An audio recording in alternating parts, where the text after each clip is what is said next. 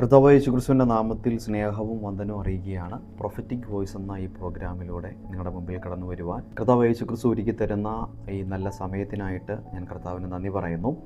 വളരെ പ്രതീക്ഷയോടെ, വളരെ പ്രാർത്ഥനയോടെ നമുക്ക് അല്പനിമിഷം ദൈവത്തിൻ്റെ വചനത്തിൽ നിന്ന് ശ്രദ്ധിക്കാം. നിങ്ങളുടെ ജീവിതത്തിന് വളരെ അനുഗ്രഹപ്രദമായി മാറുന്ന അനുഗ്രഹിക്കപ്പെട്ടൊരു സന്ദേശമാണ് പരിശുദ്ധാത്മാവ് ഇന്ന് പ്രഭാതത്തിൽ നമുക്ക് വേണ്ടി കൈമാറുന്നത്. ദൈവത്തിൻ്റെ വചനത്തിലേക്ക് നമ്മുടെ ശ്രദ്ധയെ കൊണ്ടുവരാമല്ലോ. യോശുവയുടെ പുസ്തകത്തിലേക്ക് നിങ്ങളുടെ ശ്രദ്ധയെ തിരികുകയാണ്. യോശുവയുടെ പുസ്തകം 1-ാം അധ്യായം 5-ാമത്തെ വാക്യം. നിന്റെ ജീവകാലത്തൊരിക്കലും ഒരു മനുഷ്യനും നിന്റെ നേരെ നിൽക്കുകയില്ല. ഞാൻ മോശയോടുകൂടെ ഇരുന്നത് പോലെ നിന്നോടുകൂടെയും ഇരിക്കും. ഞാൻ നിന്നെ കൈവിടുകയില്ല, ഉപേക്ഷിക്കുകയുമില്ല.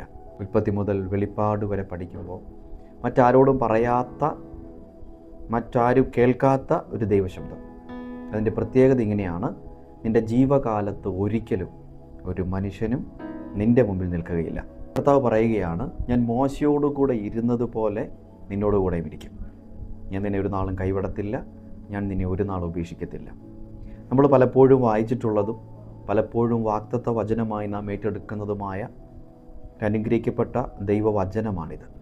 ഈ വചനം നിങ്ങൾ ശ്രദ്ധിച്ചു നോക്കിയാൽ അവിടെ ഒരു പദം നമുക്ക് കാണാൻ പറ്റും: ഞാൻ മോശയോടുകൂടെ ഇരുന്നത് പോലെ നിന്നോടുകൂടെ ഇരിക്കും. മോശയോടുകൂടെ ഇരുന്നത് പോലെ നമ്മോടുകൂടെ ദൈവം ഇരിക്കണമെങ്കിൽ, മോശയോടുകൂടെ ഇരുന്നത് പോലെ ദൈവത്തിൻ്റെ മഹത്വം നമ്മുടെ ലൈഫിൽ വെളിപ്പെടണമെങ്കിൽ, മോശയുടെ ജീവിതത്തിൽ നടന്ന അത്ഭുതങ്ങൾ നമ്മുടെ ലൈഫിൽ വെളിപ്പെടണമെങ്കിൽ, നിശ്ചയമായിട്ടും മോശ ദൈവസന്നിധിയിൽ എങ്ങനെ നിന്നോ, മോശ ദൈവസന്നിധിയിൽ എങ്ങനെ ആയിരുന്നോ, അതുപോലെ ആയിരിക്കേണ്ട ആവശ്യകത നമുക്കുണ്ട്. ഞാൻ നിങ്ങളുടെ ശ്രദ്ധയെ പുറപ്പാട് പുസ്തകം 14-ാം അധ്യായം 14-ാമത്തെ വാക്യത്തിലേക്ക് കൊണ്ടുവരുന്നു. അവിടെ നമുക്കിങ്ങനെ കാണാൻ കഴിയുന്നുണ്ട്: യഹോവ നിങ്ങൾക്ക് വേണ്ടി യുദ്ധം ചെയ്യും, നിങ്ങൾ മിണ്ടാതെ ഇരിപ്പിൻ. കർത്താവ് നിങ്ങൾക്ക് വേണ്ടി യുദ്ധം ചെയ്യും, നിങ്ങൾ മിണ്ടാതെ ഇരിപ്പിൻ. 13-ാമത്തെ വാക്യം കൂടി ഒന്ന് വായിക്കുകയാണ്. അതിന് മോശെ ജനത്തോട്, ഭയപ്പെടേണ്ട, ഉറച്ചു നിൽപ്പിൻ. കർത്താവ് ഇന്ന് നിങ്ങൾക്ക് ചെയ്യുവാനിരിക്കുന്ന രക്ഷ കണ്ടുകൊള്ളുവിൻ. നിങ്ങൾ ഇന്നു കണ്ട മിസ്രയീമ്യരെ ഇനി ഒരു നാളും കാണത്തില്ല. ഈ ചരിത്ര പശ്ചാത്തലം നാം പഠിക്കുമ്പോൾ ഈജിപ്തിൻ്റെ അടിമത്തത്തിൽ കടന്ന ഇസ്രായേൽ ജനത്തെ മോശ മുഖാന്തരം ദൈവം വിടുവിക്കുന്നത് നമുക്ക് കാണാൻ കഴിയുന്നുണ്ട്. ഈജിപ്തിൻ്റെ അടിമത്തത്തിൽ നിന്ന് ജനം വാഗ്ദത്ത ദേശത്തിലേക്ക് പ്രയാണം ചെയ്യുമ്പോൾ അവരുടെ മുമ്പിൽ പല വിധത്തിലുള്ള പ്രതികൂലങ്ങളായിട്ടുള്ള സാഹചര്യങ്ങൾ ഉണ്ടായിട്ടുണ്ട്. പക്ഷെ അതിൻ്റെയൊക്കെ നടുവിൽ നിന്നും ദൈവം അത്ഭുതകരമായി ജനത്തെ വിടുവിക്കുന്നതും നമുക്ക് കാണാൻ പറ്റും. ഒരു ദൂത് പറഞ്ഞ് മുമ്പോട്ട് പോവുകയാണ്: താങ്കൾ ഏതൊക്കെ പ്രശ്നത്തിൻ്റെ അകത്തൂടി കടന്നു പോയാലും ദൈവത്തിൽ ആശ്രയിക്കുന്ന വ്യക്തിയാണെങ്കിൽ, ദൈവത്തിന് മുൻസ്ഥാനം കൊടുക്കുന്ന വ്യക്തിയാണെങ്കിൽ, താങ്കളൊരു പ്രാർത്ഥിക്കുന്ന മനുഷ്യനാണെങ്കിൽ, ഏത് പ്രതിസന്ധിക്കകത്തു നിന്നും താങ്കൾ പുറത്തു വരുമെന്നുള്ളത് ഉറപ്പായൊരു കാര്യമാണ്. അല്പം കൂടി വ്യക്തമായി പറഞ്ഞാൽ, നീ പ്രാർത്ഥിക്കുന്നൊരു മനുഷ്യനാണെങ്കിൽ, താങ്കൾ സേവിക്കുന്ന, താങ്കളുടെ പ്രാർത്ഥന കേൾക്കുന്ന ദൈവം ഏത് പ്രതിസന്ധികൾക്കകത്തു നിന്നും താങ്കളെ പുറത്തു കൊണ്ടുവരും. ഈ ദിവസങ്ങളിൽ വിശ്വസിക്കുകയാണെങ്കിൽ ആർക്കും പ്രവർത്തിക്കാൻ പറ്റാത്ത താങ്കളുടെ ലൈഫിലെ ആ മേഖലയ്ക്കകത്ത് നിന്ന് താങ്കളെ പുറത്തെടുക്കുവാൻ, പുറത്തു കൊണ്ടുവരുവാൻ സ്വർഗത്തിലെ ദൈവം ആഗ്രഹിക്കുന്നുണ്ട്. ഞാൻ ഈ വചനത്തിലേക്ക് കൂടി നിങ്ങളുടെ ശ്രദ്ധയെ കൊണ്ടുവരട്ടെ. അപ്പോൾ ഒരു വലിയ പ്രതിസന്ധിക്കകത്ത് തൻ്റെ ജനം നിൽക്കുകയാണ്, അല്ലെങ്കിൽ ഇസ്രായേൽ ജനം നിൽക്കുകയാണ്. ഇസ്രായേൽ ജനം അവിടെ നിന്നുകൊണ്ട് മോശയെ പഴിക്കുന്ന ഒരുപാട് സന്ദർഭങ്ങൾ നമുക്ക് കാണാൻ പറ്റും.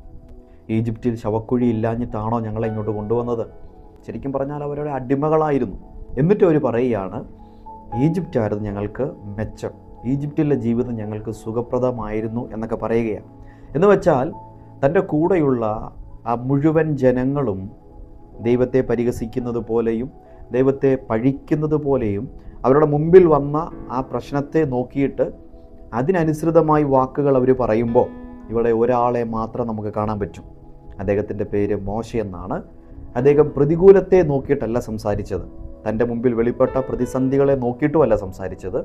ആ പ്രതികൂലത്തിൻ്റെ നടുവിലും പ്രതിസന്ധികളുടെ നടുവിലും ദൈവ തിരുമുഖത്തേക്ക് മോശ നോക്കുകയാണ്. അങ്ങനെ മോശ ദൈവത്തിൻ്റെ തിരുമുഖത്തേക്ക് നോക്കിയതുകൊണ്ട് മറ്റാർക്കും തുറക്കാത്തതുപോലെയുള്ള വഴികളും വാതിലുകളുമാണ് മോശയ്ക്ക് ദൈവം തുറന്നു കൊടുത്തത്. എന്നിട്ട് യോശുവയോട് കർത്താവ് പറയുകയാണ്, ഞാൻ മോശയോടുകൂടെ ഇരുന്നത് പോലെ നിന്നോടുകൂടെ ഇരിക്കും. എന്ന് വെച്ചാൽ നിൻ്റെ പ്രതിസന്ധിക്കകത്തും നിൻ്റെ പ്രതികൂലത്തിൻ്റെ അകത്തും നീ ഇപ്പോൾ കടന്നു പോകുന്ന സാഹചര്യങ്ങൾക്കകത്തും ദൈവത്തെ പഴിച്ചു മാറി നിൽക്കുകയല്ല. മോശ നിന്നതുപോലെ പ്രതികൂലത്തിൻ്റെ നടുവിൽ, പ്രതിസന്ധിയുടെ നടുവിൽ ദൈവത്തിൻ്റെ തിരുമുഖത്തേക്ക് നോക്കുക. ദൈവം എനിക്ക് വേണ്ടി യുദ്ധം ചെയ്യും, കർത്താവ് എനിക്ക് വേണ്ടി ഇറങ്ങി വരും. ഈ വിഷയത്തിൻ്റെ അകത്ത് ഞാനല്ല പോരാടാൻ പോകുന്നത്, ഈ വിഷയത്തിൻ്റെ അകത്ത് കർത്താവ് എനിക്ക് വേണ്ടി പോരാടും. അങ്ങനെ ഒരു ഉറപ്പ് നിങ്ങളുടെ ഹൃദയത്തിൻ്റെ അകത്തുണ്ടെങ്കിൽ കർത്താവ് താങ്കളെ നോക്കിയിട്ട് പറയുന്നു, നിൻ്റെ ജീവകാലത്തൊരിക്കലും ഒരു മനുഷ്യനും താങ്കളുടെ നേരെ നിൽക്കുകയില്ല. ആ ഉറപ്പോടുകൂടി നായിരുന്നാട്ടെ, കർത്താവിൻ്റെ മുഖത്തേക്ക് നോക്കിയാട്ടെ, പ്രാർത്ഥനയിലുറ്റിരുന്നാട്ടെ. കർത്താവിൻ്റെ വലിയ സമാധാനം താങ്കളുടെ മേൽ വ്യാപരിക്കട്ടെ. ഞാൻ താങ്കളെ അനുഗ്രഹിക്കുന്നു, ആശീർവദിക്കുന്നു. വലിയ നന്മകൾ ഈ പുതിയ വർഷം കാണുവാൻ സ്വർഗത്തിലെ ദൈവം ഇടയാക്കട്ടെ.